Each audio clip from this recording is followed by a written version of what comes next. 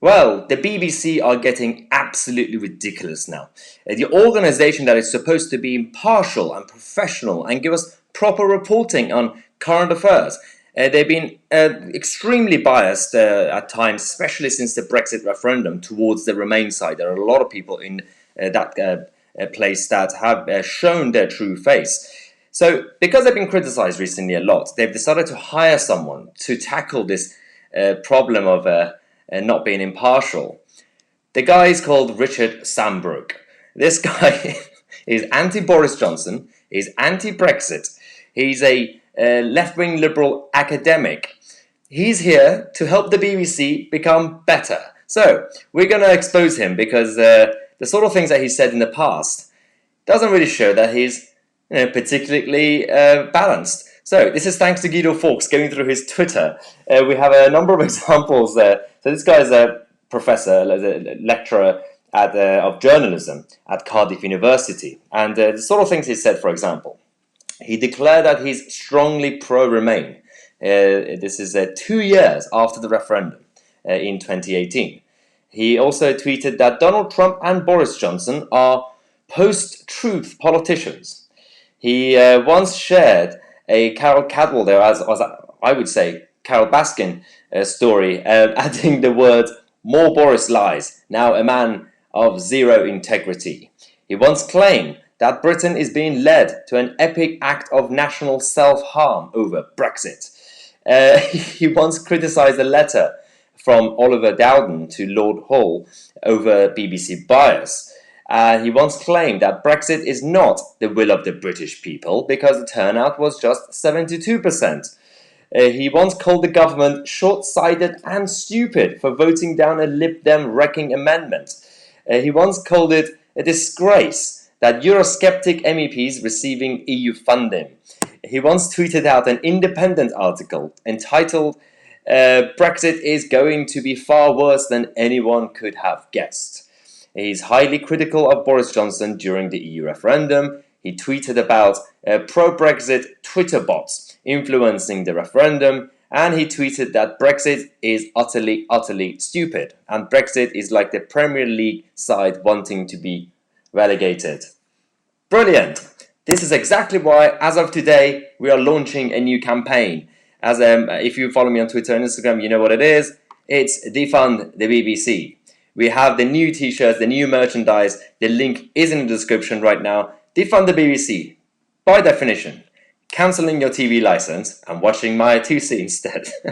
So see, this actually comes in different colours. You got white, you got black, you got other colours as well. So the link, there are 2 links in the description. You could get the darker ones or the white, the lighter t-shirts, different sizes, men, women, penguins.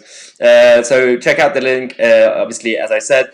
And but this goes back to the whole problem of the woke culture and the liberal metropolitan academics taking control of every aspect. Today we have a special guest on the show. We have Konstantin Kissing, who is a British-Russian comedian. He was born in the Soviet Union. He came to Britain to have freedom.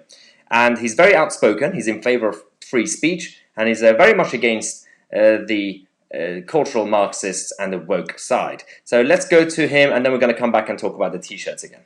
Right, so now we're joined by Konstantin Kissin, one of the top British-Russian comedians in this country. Konstantin has an interesting story. He was actually born in Russia. He came to the West to have freedom. We have a kind of similar story. I was also born in Iran. Came here to the UK to have freedom. The only difference is that Konstantin is more funny. I'm not. And he got kind of famous, especially because of back in 2018, there was a gig that he was supposed to be doing at SOAS University, and they were trying to force him to sign a behavioural agreement form. So, he can't make jokes that would offend anybody, like any group. So I know he's talked about this a lot over the last couple of years, but we're going to talk about the recent issues. So welcome to the show, Konstantin. How are you? Thank you very much for having me. As you said, I am the 3rd best Russian-British comedian in the country. 3rd? Who are the other 2? I was just a joke. I'm probably the only Russian British Oh, comedian in the whole of everywhere, I was gonna basically. say that was Um, yeah, that was niche. but the way that you said it was like he's one of the best Russian British That's, comedians. I was like, there's not really that many. It's not that busy a field. You know what I'm saying? yeah, when I said it, it was supposed to come out as one of the top comedians who was also British Russian, but then I just put them all together. It just came out British Russian, one of them. Exactly. But anyway, it's good to be here, man. How's the lockdown situation with you? Yeah, to be honest with you, I've really enjoyed it. I have to say, I've really enjoyed it.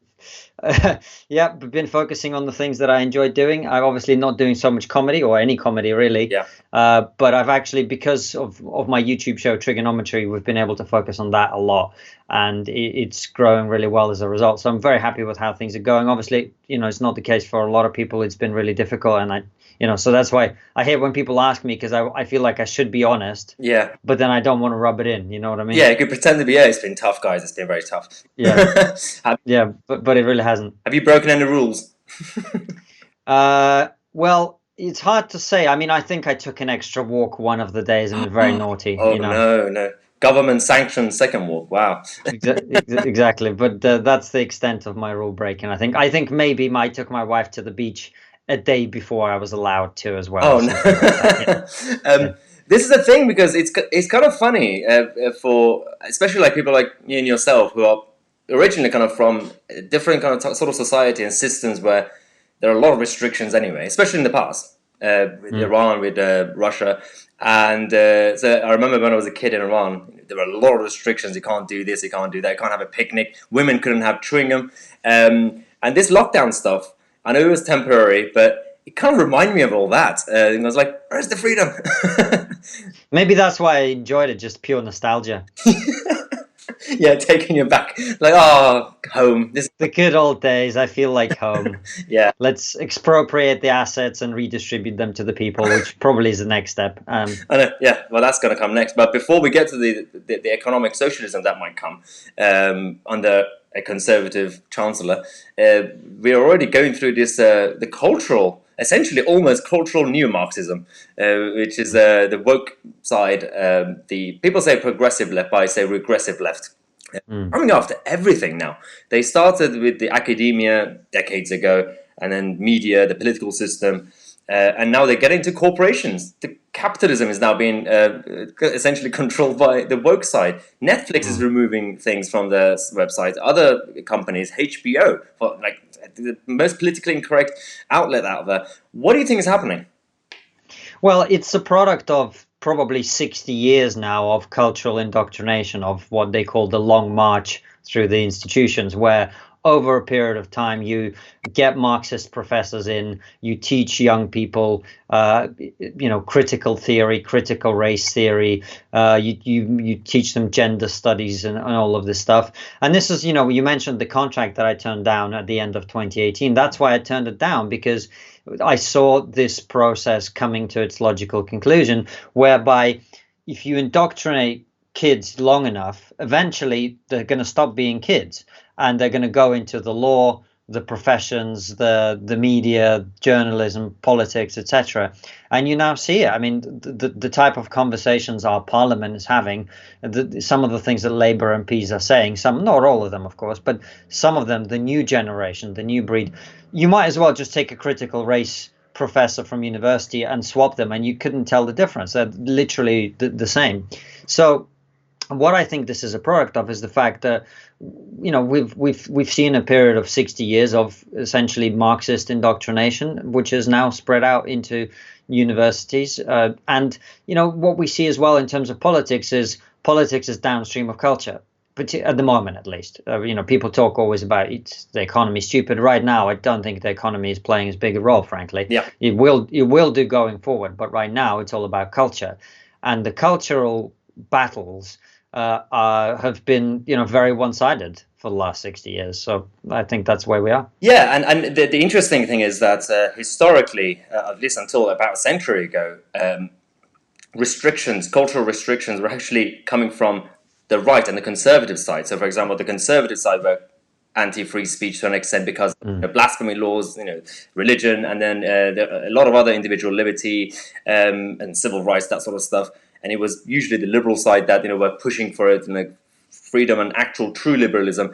Somehow the roles have reversed up to a point where, for example, someone like yourself who's pro free speech now been identified as a conservative for some reason, like just for the sake of you're now a Tory, like Right.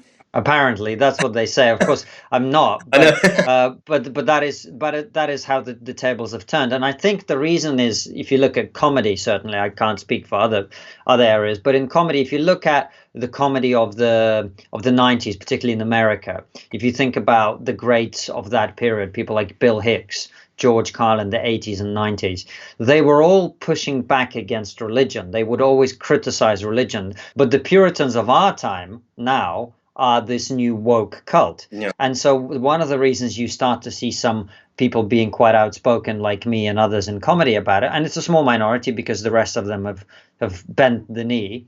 But those of us who oppose it, people like me, Andrew Doyle, Leo Kearse, Francis Foster, others, Jeff Norcott to some extent, Simon Evans to some extent, there are a few people who oppose it. And the reason is that we see that these are the new Puritans. These are the new people who go, you can't say that. Like, but the other point, of course, is the Puritans and the people who've always done this throughout history. They start off going, you can't say that, but eventually they burn you at the stake. Yeah, and I think that the other thing that they're very good at, and I think historically, this is why I think this goes back to actually Karl Marx and people like him at the time, the so-called academics at the time or philosophers, because they are very good with language, people on the left, the hard left, because they win the battle of language, they dominate all the good words like compassion, like, I don't know, you just, pro babies, you're pro this, you're pro the, I'm pro apples. So if you criticize it, you're like, oh, does that mean you hate apples? Does that mean you hate women? And not just people on the right, but basically people who are not in favor of the radical progressive left.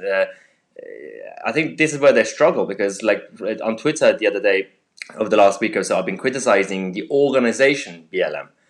And I've been getting a lot of abuse saying that, well, do you hate people who are not white? I'm like, when did I say that? Have you been getting things like this? Not as, Well, but this is, you made the point beautifully, which is thank they you. use language in a very skillful way, and that is just like you. I've criticized the organization of BLM, but if you take the face value of what they say, Black Lives Matter, everybody would agree with Yeah, that. who's Of going to course say they no? would, right? But it's a very clever branding technique, because it's basically saying, if you don't agree with our political aims and the methods we suggest for achieving our political aims, you hate black people, right? So it's a very clever use of language. Yep. And the left and the radical left, the neo-Marxist, the cultural Marxist left, they're very good at this, and they've had a lot of practice, as I said, because for the last 50, 60 years, what they've been doing is substituting the meanings of words. So the words that we now use don't have the same meaning. We all know, anyone who's done any research on it, that social justice has nothing to do with justice. Yeah, right. it's We all know that, but it sounds good. absolutely. Right? And wherever you look at the ideology that they're putting forward, equality doesn't mean equality.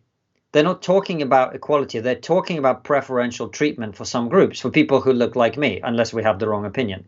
Or people who look like you. Oh yeah, Unless I they mean, have the wrong they opinion, loved right? me before I opened my mouth. They were like, "Well, you're brown, you're from Iran, yeah, we love you." And until I, spoke out, and they're like, you're or whatever. Like, Quiet little brown man. We didn't want your actual opinions. We just wanted to use you as a token, right? yeah. So this is how they operate. They want preferential treatment for certain groups. So when you talk about words, they have substituted the meanings of words, and it's quite deliberate, so that you can't actually have a conversation about the underlying reality. It's purposeful, the way that it's been done. Yeah, the last thing I was going to ask is that where do you think they will kind of end? Not end fully, but usually when things like this happen, before we've had economically with socialism and capitalism, when it goes too far, like with the Soviets and other places, and just generally problems in the world, usually either get so bad that people wake up and fight back, or sometimes you can stop it beforehand. Do you think that in the West, because we're going through this issue now, very slowly, we don't even realize it's happening, even though it's all over the media now. Do you think we have to basically wait for a couple of more decades until that side, the new kind of Marxist side, take over, and then we have to fight back? Or can we basically hope that the new generations and the next generation will kind of become less woke? Oh, well, how much time do we have? Because I have quite a long answer to this, unless you're in a rush. No, it's fine. Go. Yeah. Well, I don't think it's going to be a couple of decades at all. And just to preface what I'm about to say, look at history. Everything that comes after came as a response to something that came before, right? You have feudalism, right? And eventually people get fed up of having a king or a queen that rules over them. So they overthrow that. And what do you create? You create a rampant, capitalism. Eventually, that's where you get to, right? You go from that to an aristocracy to people, creating rampant capitalism of the Industrial Revolution. The rampant capitalism of the Industrial Revolution creates massive inequality. People, 6-year-olds down mine shafts and chimneys and whatever. So the abuse of workers in that situation leads to communism and fascism. Right, these are two responses to that, and so the response to this is very predictable. If you go too far left, people, if people want to understand what's happening in our society, there's only one word they need to look up. It's called pendulum, and the pendulum is going to swing back, and it's going to swing back very, very hard. And it's been quite extraordinary to watch that. Over the last 5 or 6 years, the right-leaning political parties and politicians have taken the reins of power in Western countries, in many Western countries. But look at Boris Johnson in the wake of these riots. He's been weak. Yeah. He's done nothing. Yep. He didn't speak in the way that he needed to speak about these issues. He didn't act in the way that he needed to act about these issues. And I'll tell you why. Because he exists in a cultural context in which he knows that if he does what he needed to do, which is he comes out and strongly condemns destruction of property, strongly condemns the defacing of the Churchill statue, strongly condemns burning of British flags on the cenotaph. If he did any of those things last week, before we had any of these people from the other side come in and attack police, if he'd done that, then of course there might have been clashes between police and the BLM protesters. Then you get a picture of a police officer with a baton smashing a black guy over the head. And he in his mind is then done. Yeah, that's it. He's racist forever. They always said he was far right because he joked about the burqa however many years ago in an article in which he defended a woman's right to wear the burqa. Yeah. Right. They called him racist for that. So if he is a prime minister under whose watch a black guy gets hit over the head with a baton, that's over. Yeah, he's done. And so what you see now is it doesn't matter that people voted for the Conservatives. It doesn't matter that they have a huge majority. None of that matters because it's the cultural context that forces and constrains politicians to only act within a very narrow bandwidth of options. And this is what I said a few days ago in a thread that a lot of people read, including, by the way, I know for a fact the Prime Minister, senior journalists, etc. Right, is there will come a time when people are going to beg for a strongman leader. Yeah. People who, like me, who don't want a strongman leader in normal situations, when they see that their culture is being defaced, that their identity is being attacked, that, it's perfectly normal to go, oh, straight white men this, or British people that, or, white people this. They're going to go, you know what? I put up with this for quite some time, but I am not prepared to see people on the streets destroying my history, destroying my culture. Somebody come in and do something. And when that happens, I'm not sure that's going to be a good place to live for people like me and you. No. Yeah, you don't want to go from this side to the other side in like that. And this is actually, you said it brilliant. It's fascinating analysis. Hopefully it's not going to be true but in terms of the not so happy ending. But hopefully we can kind of somehow get to a more sensible side and use common sense, but we'll have to see. Lastly, what's your plan in terms of? Do you have any? I know it's lockdown, but do you have any upcoming gigs after this whole thing or planned? Well, right now I'm focusing very hard on Trigonometry, which is a YouTube channel where we interview a lot of serious commentators, myself and another comedian called Francis Foster, and that's really been the focus of everything that we've been doing. And I think once the lockdown finishes, it's going to take 6 to 12 months for the comedy world to recover anyway. The idea that we're going to go back into comedy clubs and theaters and whatever overnight, that's not going to happen. So my efforts are very much on that. And, I think it's a very difficult and contentious time right now. And my ability to kind of analyze and see some of these things that I've been talking about comes very much from the guests that we've had on the show. So anyone who wants to understand what's going on, I strongly recommend they watch Trigonometry. Just as basically is how I learn about the world, really, is the guests that we have on. No, it is a great show, and definitely, guys, make sure to watch it, especially when I get invited to it. Just like well done. Thanks again for coming on the show. We'll see you soon in a more normal setting. Thanks for having me. And as usual, thanks for watching the channel. If you're new to the channel, make sure to subscribe. If you want to support the channel, become a member. But most importantly, go to the links and get your merchandise on my Tousi. I'll see you guys tomorrow with a new video.